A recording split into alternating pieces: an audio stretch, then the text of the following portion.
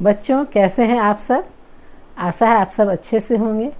आज हम कक्षा 7 के लिए भूगोल की किताब जिसका नाम है पर्यावरण और हम को पढ़ेंगे। तो आइए चलिए देखते हैं आज हम क्या पढ़ने वाले हैं।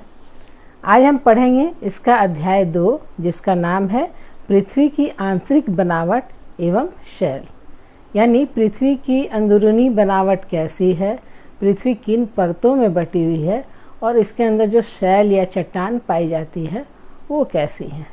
तो चलिए देखते हैं।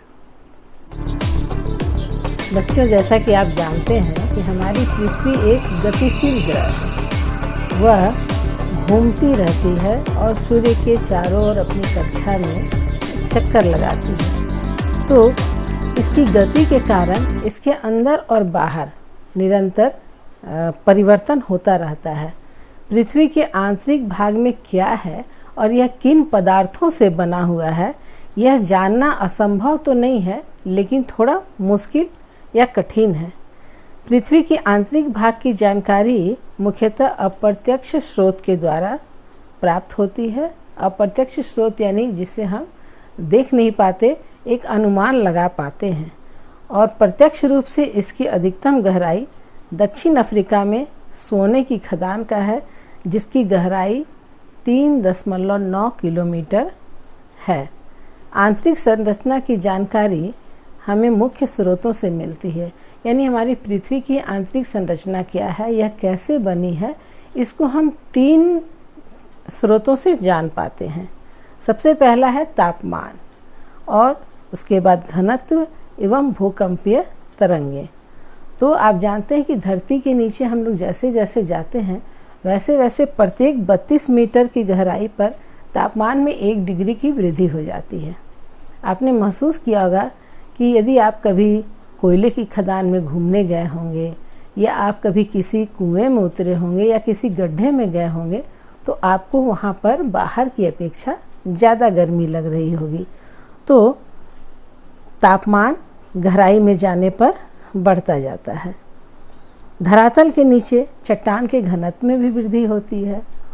धरती के ऊपर जो आप मिट्टी को देख पाते हैं, इसकी ऊपरी परत बहुत हल्की होती है, नरम होती है, आप उसे आसानी से काट पाते हैं। लेकिन जैसे जैसे आप उसके गहराई में जाना शुरू करेंगे तो देखेंगे कि धीरे धीरे मिट्टी कठोर हो रही है। थोड़ी और नीचे जाने पर उसमें कंकड़ पत्थर मिलने लगते हैं, फिर चट्टानें मिलती हैं। और ये चट्टानें प्राथमिक अवस्था में या ऊपरी अवस्था में तो उतनी कठोर नहीं होती, लेकिन जैसे जैसे इसके अंदर हम और नीचे गहराई तक जाएंगे ये चट्टानें काफ़ी कठोर हो जाती हैं, क्योंकि उनके घनत्व में वृद्धि होती जाती है। भूपर्पटी की चट्टानों का घनत्व 2.67 है, जबकि पृथ्वी के केंद्र का घनत्व, यहाँ जहाँ पृथ्वी के बीच का हिस्सा है, केंद्र है, वहाँ का घनत्व 11 से 13 तक है। और संपूर्ण पृथ्वी का औसत घनत्व सिर्फ 5.5 या 5.5 है। तापमान एवं घनत्व में अंतर के कारण स्पष्ट हो जाता है कि संपूर्ण पृथ्वी की आंतरिक संरचना एक समान नहीं है। जैसे कि आपने देखा कि 32 मीटर की गहराई पे जाने से 1 डिग्री का तापमान बढ़ता है, तो हम जितने जितने धरती के नीचे जाएंगे तापमान उतना बढ़ता जाएगा। उसी प्रकार चट्टानों का घनत्व तो भूपर्पटी पे 2.67 है, लेकिन केंद्र पर 11 से 13 है, और जबकि औसत निकाला जाए तो सिर्फ 5.5 है। इसके अंतर से स्पष्ट होता है कि संपूर्ण पृथ्वी की आंतरिक बनावट और तापमान एक समान नहीं है। यहाँ आप एक दृश्य देखिए, महाद्वीपीय एवं महासागरीय परपटी का।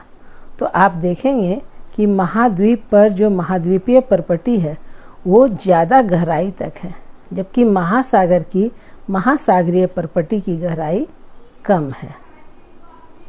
इसी प्रकार इसका जो तीसरा स्रोत है तरंग, तो भूकंप के समय 3 प्रकार की ऊर्जा तरंग उत्पन्न होती है।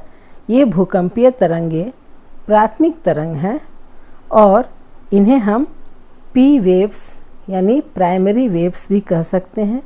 द्वितीय तरंग को हम सेकेंडरी वेव्स तथा धरातलीय तरंग को आप लोअर वेव्स के नाम से भी जान सकते हैं। ये तरंगे पृथ्वी की आंतरिक संरचना की जानकारी का सबसे महत्वपूर्ण एवं वैज्ञानिक स्रोत है। बच्चों, क्या आपने कभी प्याज काटा है? जब आप एक प्याज को काटते हैं तो देखते हैं कि उसके अंदर कई परतें होती हैं।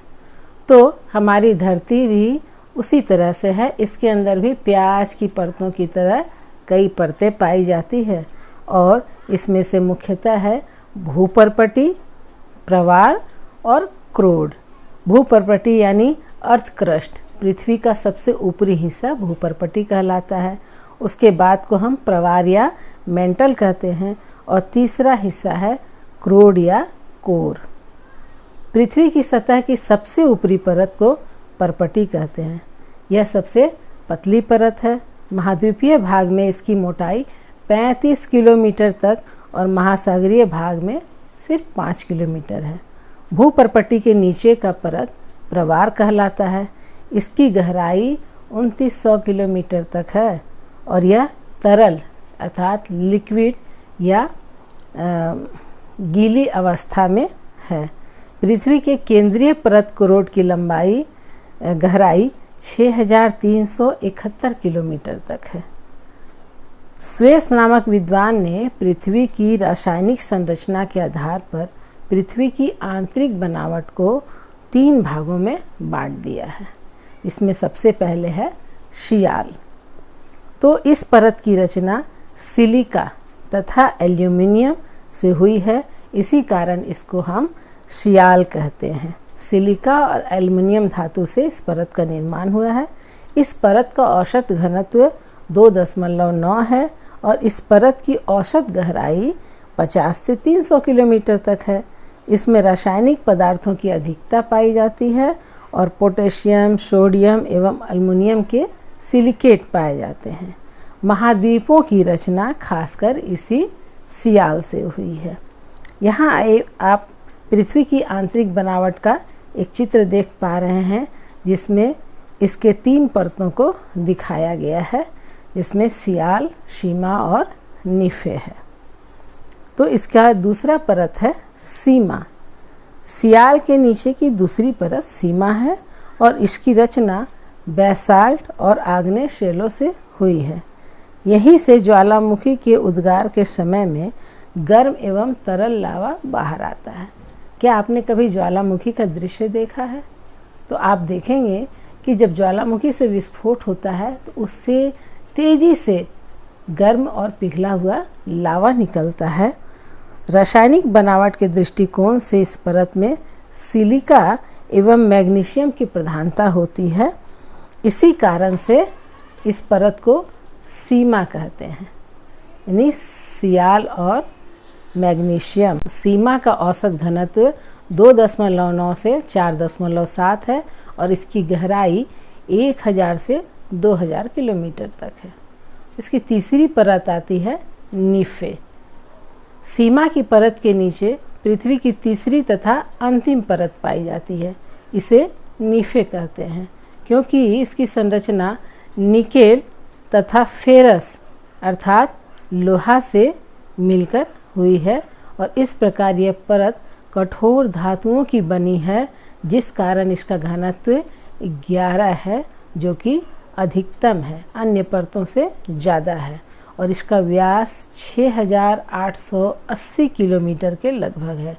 इस प्रकार पृथ्वी के अंतरम यानी कोर में लोहे की उपस्थिति का पता चलता है कि पृथ्वी में एक चुंबकीय शक्ति है।